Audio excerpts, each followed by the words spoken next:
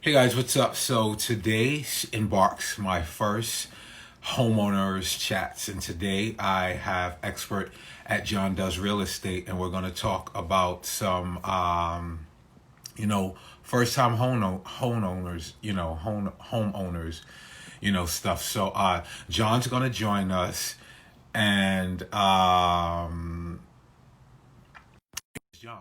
So, yeah, guys, as a homeowner and someone who invests in rental properties and now container homes, I have John, who's an expert at it, and he's one of the contributors to Film Food and More with Damien. And today we're going to talk about homeowners, and becoming a homeowners, and becoming a homeowner. A lot of people have fear about becoming a homeowner, but John's here to help you relieve that fear. Hey, John, what's up? Happy Saturday, How's it dude. going, David? Happy Saturday. Everything's good, How man. are you? Yeah, so John, let's talk first time homeowner, and what are some of the things that you recommend for the first time homeowner?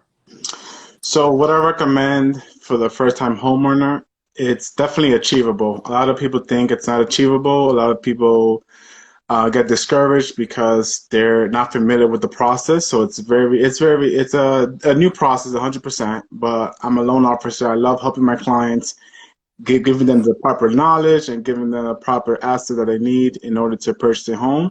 So what Right. banks look at is the three main categories that banks look at, and everyone should always remember is the credit, income, and assets.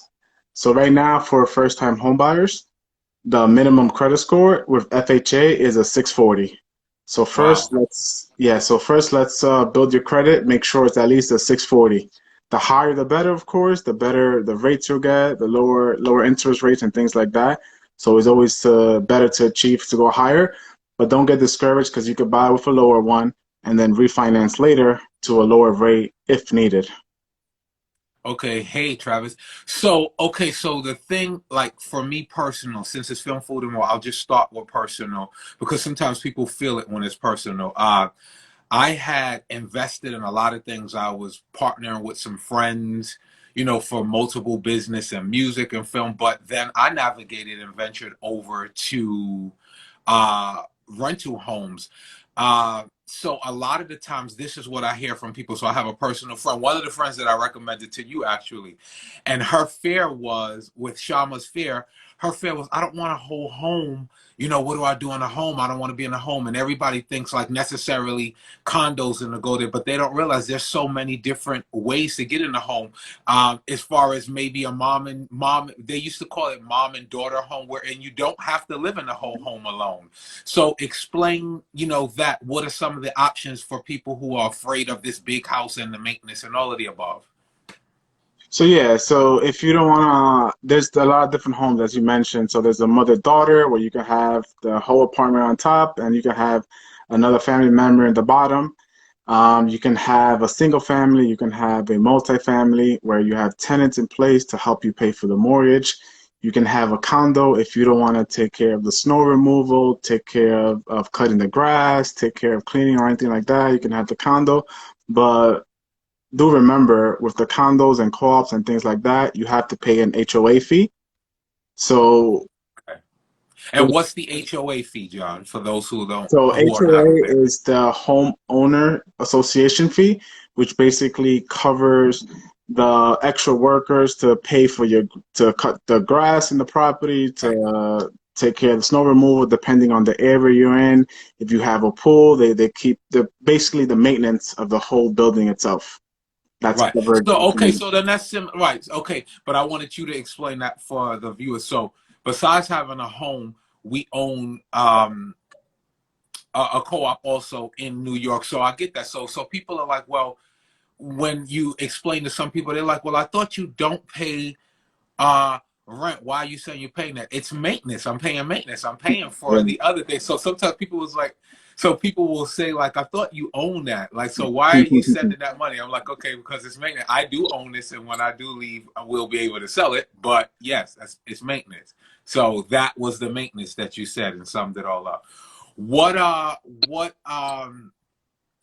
for you, what is the thing that you enjoy most when you're helping people achieve their goal of getting these homes? What I enjoy the most is a lot of people aren't aware of what they can buy and how fast they're basically ready now. A lot of people think, oh, my credit score isn't as good. I don't have much saved down, but a lot of people are actually very qualified and are able to move forward now. So I love the joy of putting someone into their dream home. They can fire their landlord. They can start building equity, start building get a lot of tax benefits with owning real estate. So there's a lot of benefits instead of renting. I love the joy Right. of helping people. Right. And that was one of my reasons for navigating the real estate just prior to COVID 19, the elephant in the room that most people don't want to talk about. So with that, I get a lot of people like who DM me and personal friends who I refer to you. They're worried. Like my friend Brian just sent me like this um article based on, you know, like everybody's leaving New York and the COVID and that. And I said, listen, you have to be careful when you read those articles, or don't buy now. When now's the time to buy, John. Explain to people why, like, COVID has nothing to do with right now us owning homes. Please explain, John. Yeah, so don't a lot of people shouldn't dive into the media because it's a lot of clickbait. They put things on purpose for you to click Right. on it and read it and make money off you basically. So it's a great time to buy. Interest rates are at an extreme low. They're basically, I like the phrase saying they're basically giving money away. That's how low the rates are right Thank you, now. sir. Thank you. Thank you, because Um, we have just right. Thank you. And I can, I'm a witness of that. Rates are Yeah, look, amazing.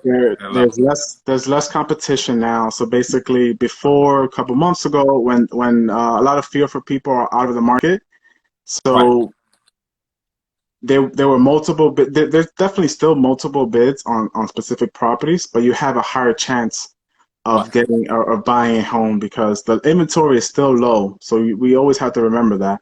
So if there's less buyers, there's less competition, giving you a better chance to negotiate with the seller itself. You hear that, guys? Less competition. And in every field, we always want less competition, no matter what it is.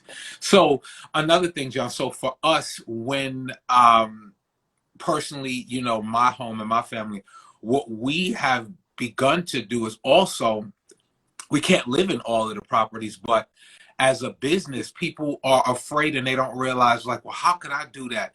Explain to people that you don't even have to live there, and how that can be now the passive income that is now so popular. So now passive income is popular like everywhere. Like I do another passive income thing that's called inbox dollars. Like I just sit at my computer and make, like, you know, so you're not going to be rich with inbox dollars. I'm just, you know, throwing that in there at the moment, but Mhm. it's an extra $300 a month that I make just sitting at a computer, and they're called inbox dollars. So hey, inbox dollar, shameless plug. But so John, explain to people with the real estate that how it becomes something like lineage for your family, your children, or whatever. So don't always get that aspect of home ownership. Yeah, so You froze, John. there's Oh, there a you go. great strategy John's that coming back. I'm sorry. No, I was saying John's coming back. You froze on this end. So there's definitely a lot of great benefits in real estate itself. So real estate over time always goes up. So the price of real estate, if you go from the beginning of time to now, it always goes up. There's always a few hiccups here and there that bring it down a little bit, but overall, it always goes up. So owning real estate is definitely a great strategy for generational wealth. So Right. you can own multifamily homes, which with FHA, you can buy up to a four-family home. So you can live in one unit, rent the other ones out. And if you want to live there for after a year, you can move out and rent all of the four units. And you can Yeah. have that specific property paying the income off that property after the Right. expenses help you pay for your other house. Now And that's you, right. And that's my goal now moving forward, what we're doing.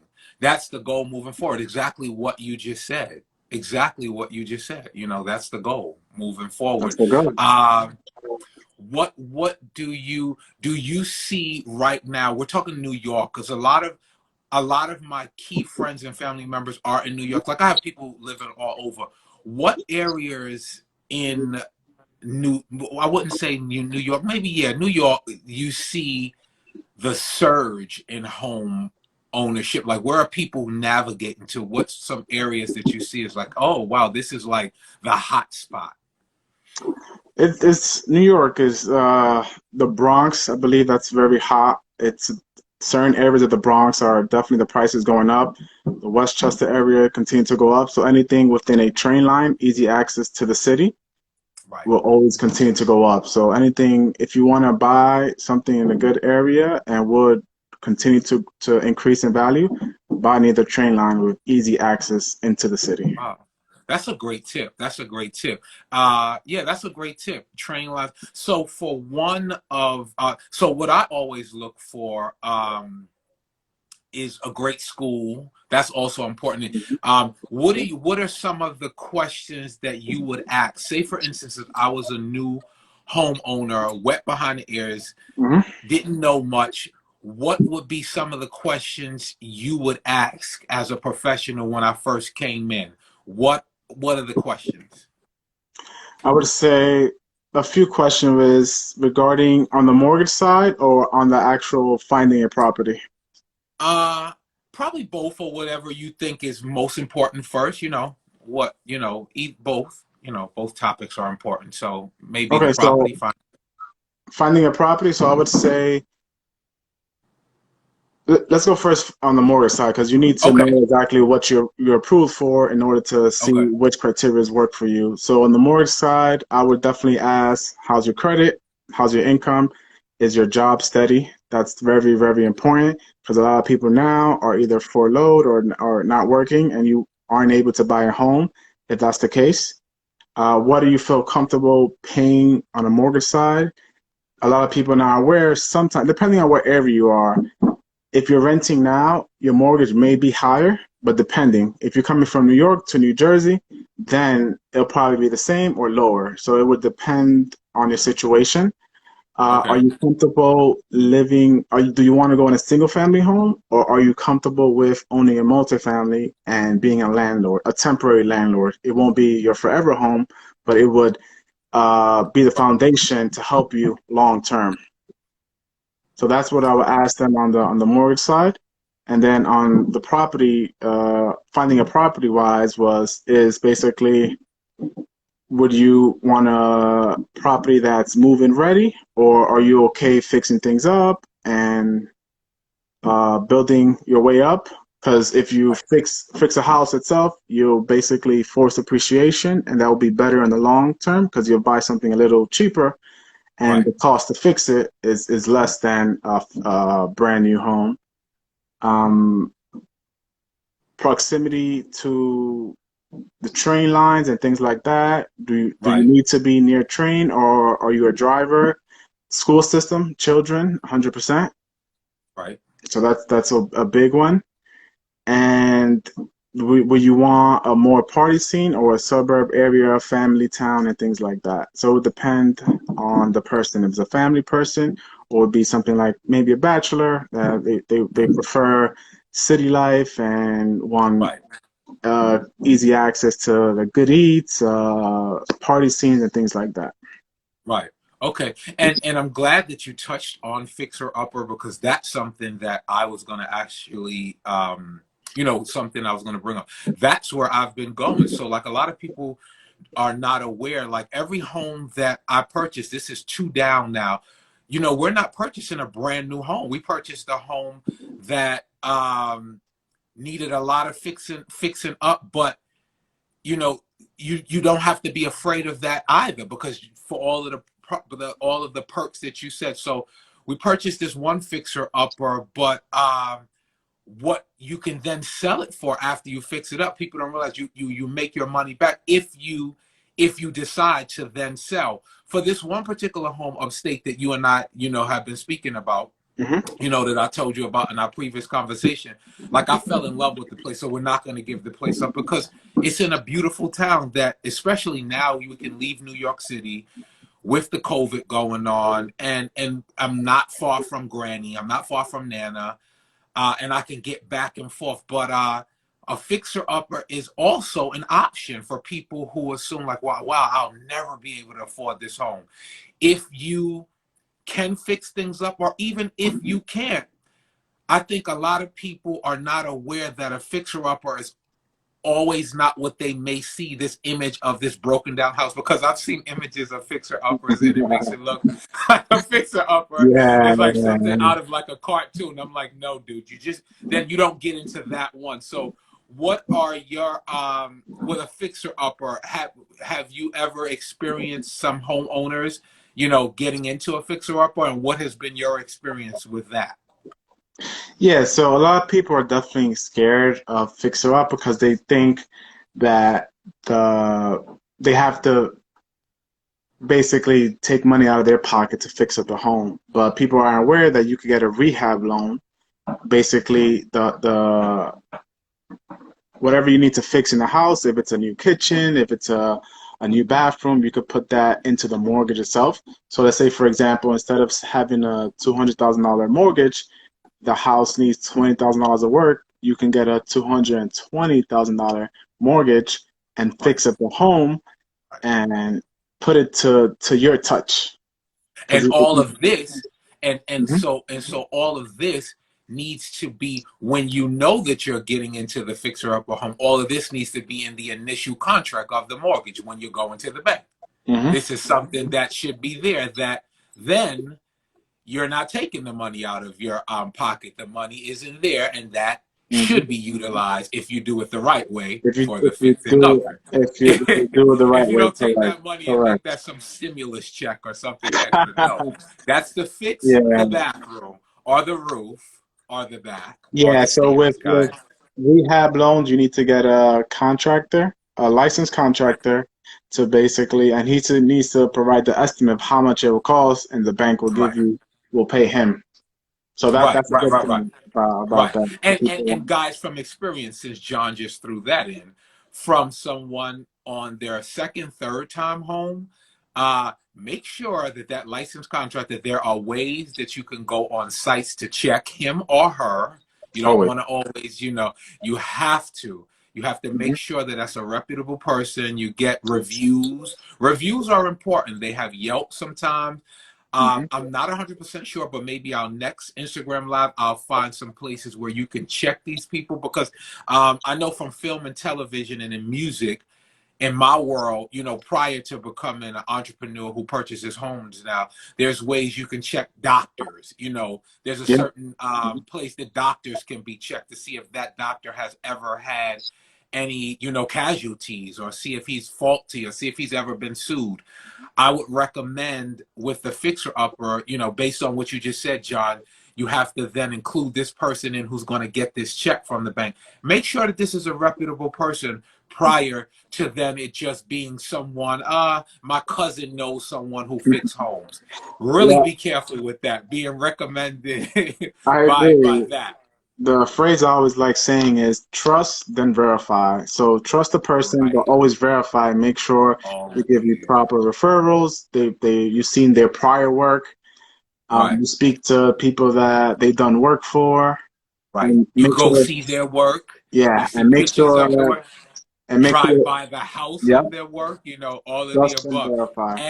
And hey, John, that could be like a T-shirt line. You shouldn't have gave that out. We need to brand that. Trust Denver. Trust Yeah, it. That's yeah, something. That's just yeah. it. That's it. That's our new. That's our new side business, John. That's our new passive income business. Let's- you- So yeah, so totally, and that's what I did, John. So what I did personally was I drove by a couple of the homes that this contractor said he had done. You know, I oh, drove by some of these homes. Like, I drove by the homes. Like, he said, "Oh, I just did some stairs, and this was in what town was this? This was in the town. I can't even pronounce the town. Phonica, Phonica, New York. Phoenicia, New York. Phoenicia, I believe it's that. Phoenicia, New York. It's right out of Ulster County, Ulster, New York. So I went by. How lucky was I to have gone by and said, hey, you just candid conversation. I Okay. went by and I was like, wow, ma'am, those are beautiful stairs and whatnot. Who did your stairs? And she said, oh, this contractor. I knew who it was, but I wanted her to say this contractor. And I was like, wow, are you pleased with the work? She was like I love the work. So that was one thing. Then we drove by probably like two or three other homes that he said that he had, done. And I did the same thing. I wasn't always lucky to find people outside, but I looked around and that was how, I found this contractor and I hired this particular contractor who's been great, wonderful. So getting the first time being the first time home owner shouldn't be scary.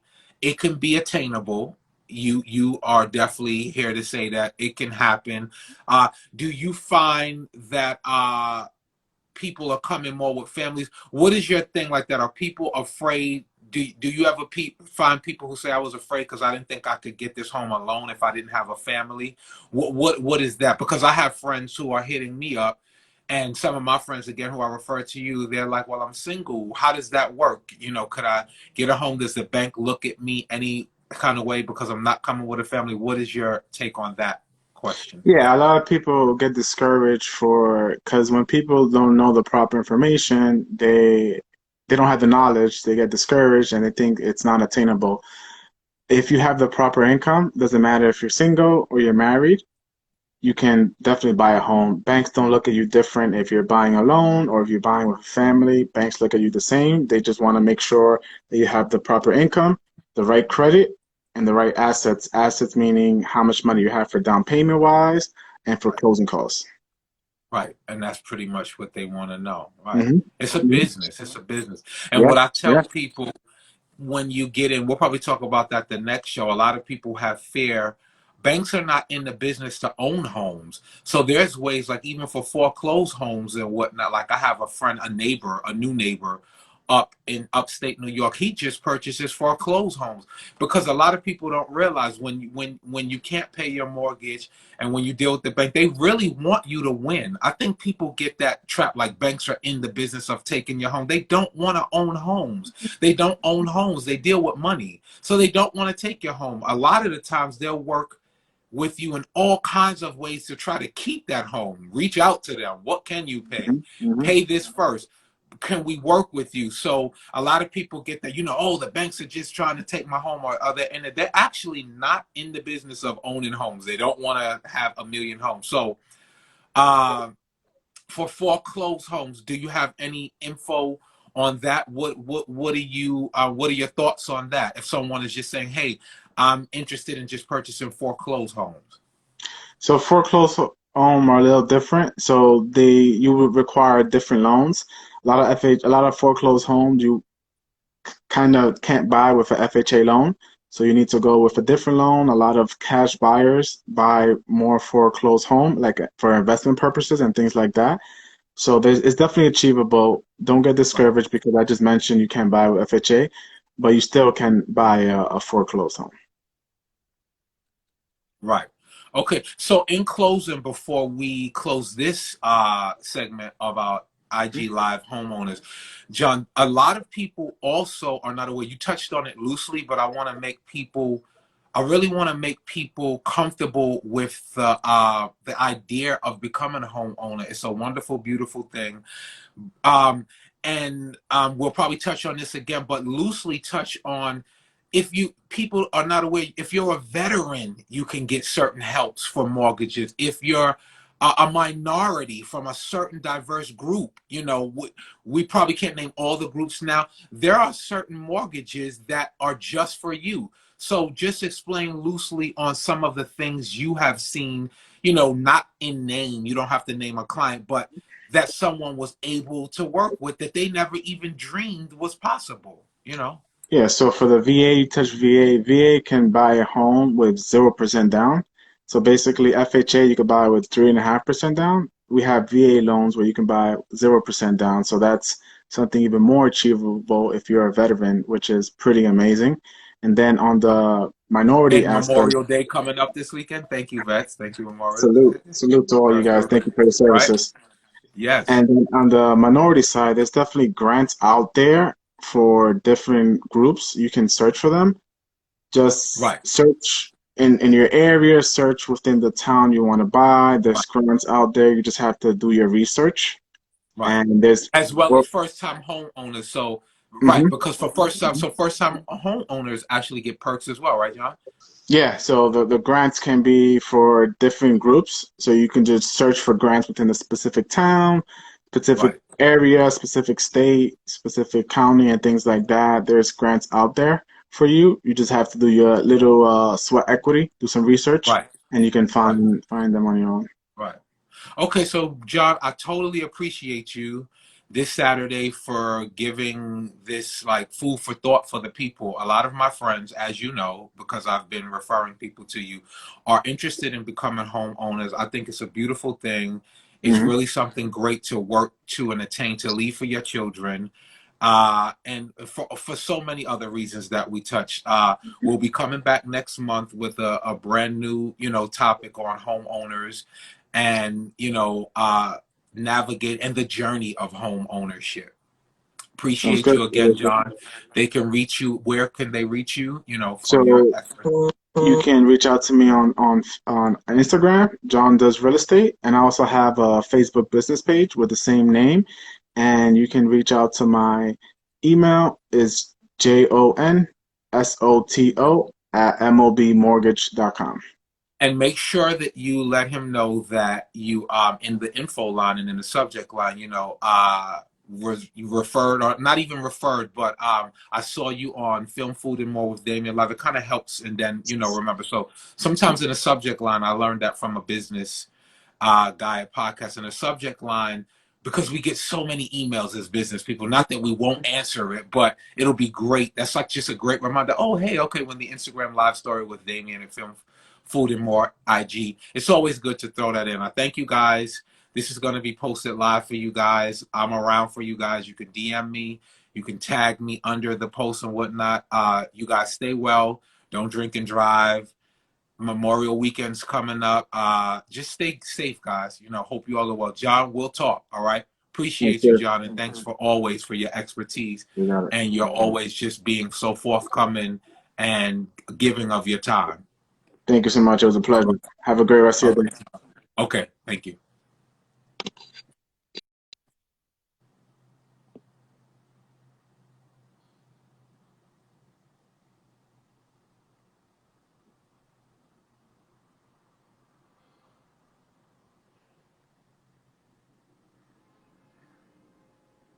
Still live, guys. I'm still live. Hey, guys, it's me, still live. I'm trying to end it and send it to you guys.